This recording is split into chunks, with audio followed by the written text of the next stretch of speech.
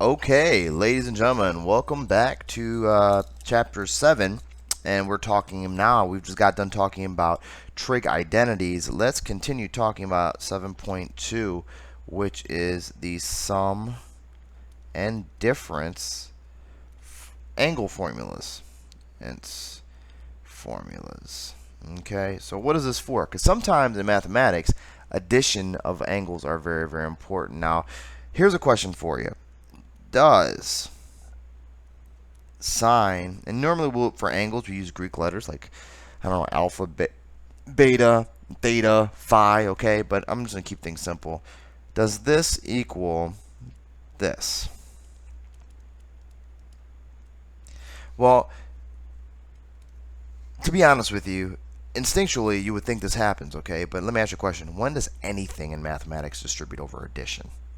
Nothing is the correct answer to that. So here's my proof. Let's let the first angle be pi, and the second angle be pi over 2. So your claim is going to be possibly that the left side is equal to the right side, right? This is how we're going to develop a counterexample, so you see that it does not work. Okay? All right, let's see how good you are. What is sine of pi over 2? So think to yourself, where's pi over 2 on this unit circle? All right, now that you found the spot, what's the y? Your answer should be 1. Next, do the same thing for this sine of theta, sine of pi, sorry. Where's pi on the unit circle? Now that you found pi, what's the y? The y is 0.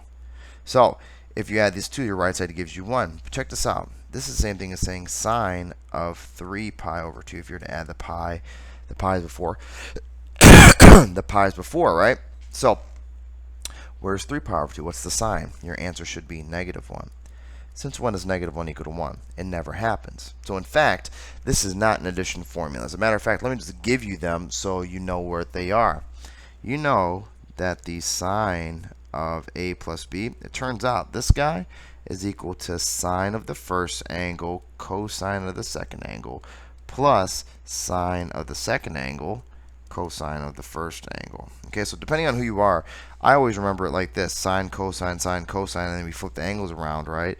Likewise, if we had sine of a minus b, it looks almost, or actually it's the exact same thing, except for this is a minus sign. Pretty simple, okay? Next, let's look at cosine. Cosine is another complicated blob of mess.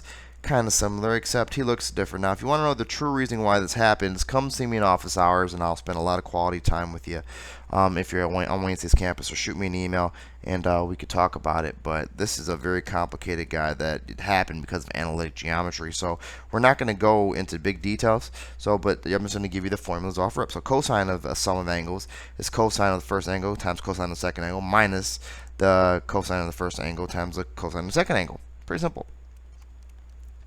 And cosine of a minus b, it's exactly what you think it is. It's the exact same guy as like the one above, like how it was in sine, how they had the exact same relationship, these two, except one had a plus and a minus. Exact same thing, except one is plus. This guy is opposite of this guy. So that's how you kind of need to remember it. Those are kind of cool tools to hang about it. So now the big question, which you guys are going to ask me is, well, what about tangent, Rush? Well, tangent, if you ever need to figure out tangent of a plus b, what's tangent? Sine of a plus b over cosine of a plus b. You can only imagine that means you're going to need this formula over this formula. So anytime you need a tangent, you're going to be grinding out both of these formulas, which is okay. It's really easy. You're just going to have to put some time in. Alrighty? So let's use our sum and difference angles and our knowledge of other things to use this in a more practical sense. Now, you do know also that if you ever needed the inverse function, so if I had secant of a plus b, that's equal to 1 over cosine. So all the stuff before still applies. Okay, sine, cosecant is 1 over sine. So if you had the angles a plus b, it'd be 1 over sine a plus b. Okay, so let's use this in a more practical sense. All right, guys, and now this is where it gets very, very interesting. Because I always tell you that there's those big 6 on the unit circle. But what about if I gave you something that's not very good? You know what I mean? Well, not very good. It's not one of your cute points. Here we go. Give the exact value for sine, but check this out, not pi over 6, not 5 pi over 3, not something you know, something you don't know. Ooh, very, very scary, but you got to give the exact value, not approximate this. Okay, so what is your solution? And here's the solution. Write pi over 12, the angle that's on the inside, using a sum or difference of famous angles. Okay, so I'll show you what that means right now. So if we take a look at this, so notice all your famous angles, and I'm going to get this crap out the way. Your famous angles is like pi over 3. They divide by 3, or pi over 6 divisible by 6, or pi over 4. So if any guy has a denominator 3, 6, or 4, we're ready to rock and roll. So how do we split up sine of pi over 12 so it is a denominator of 3, 6, or 4? Well, check this out. This is the magic right here. You like my All right, so pi over 12. All right, watch the magic here. So Resh knows about fractions and about adding fractions. So check this out. I know pi is really 3 pi minus 2 pi. I'm sure all of you would agree with me that's the case, that if I take 3 pi minus 2 pi, I end up getting a regular old pi. Now watch the birdie here. I'm basically undoing an addition problem or subtraction problem. So this is 3 pi over 12 minus 2 pi over 12. And check this out. Don't each of these fractions simplify? This is pi over, what's 3 divided by 12? I believe that's 4. And that's pi over 6. Don't I know both of these? Isn't this my famous guys? It absolutely is. So what it comes down to is I need to break down pi over 12 into 2 angles. That's good. Now if you're saying, Resh, this seems hard. If it seems hard to you, then remember, the only difference between me and you is not what we know. It's our ability to compute things. It's our computational skills. You have to be comfortable working with fractions, and that's just what it comes down to, all right? So knowing what we know now, this means, and I will, so this is the work for it. Let's erase this nonsense. This means sine of pi over 12, that's equal to sine of pi over 4. Whoops. Pi over 4 minus pi over 6, based off all the work we just did.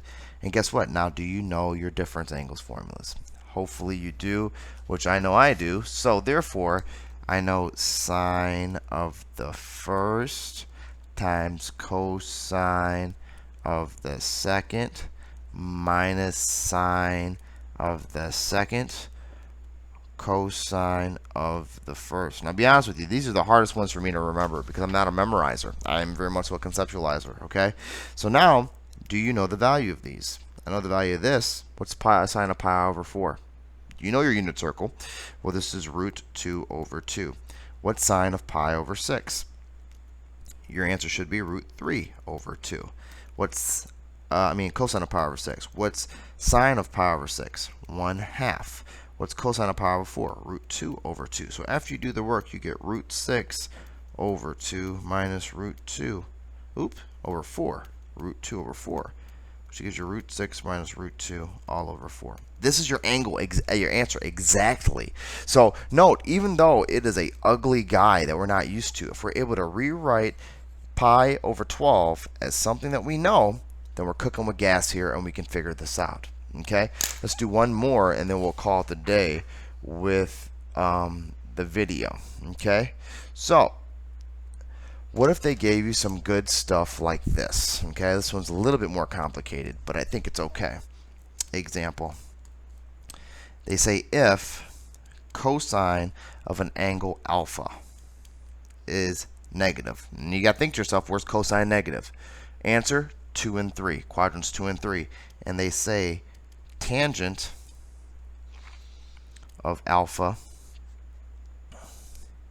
is 4/3. Okay?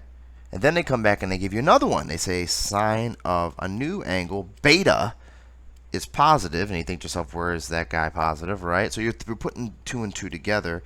And secant of beta is -13/5. Okay? Guys, this video might run a little bit longer than normal, probably 15 or so. So no, just stick with me. And they ask you to find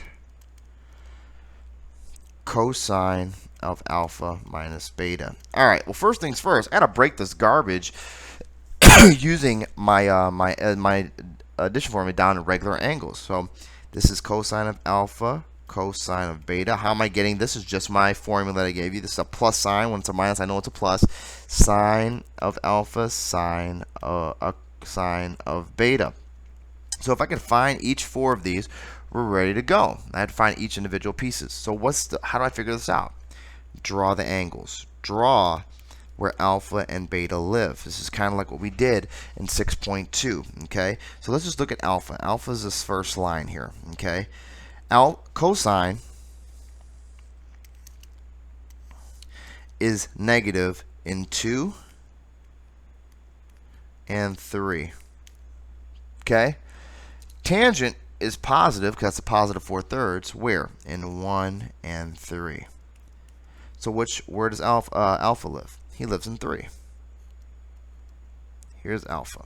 Okay, and then on top of that, it says that tangent is 4/3. Tangent is opposite over adjacent. So this is going to be 4/3. And then after you do Pythagorean theorem, and you guys have already figured this out, Pythagorean theorem, 3, 4, 5 is a special triangle. But that's okay. We're ready to rock and roll. So what does this mean?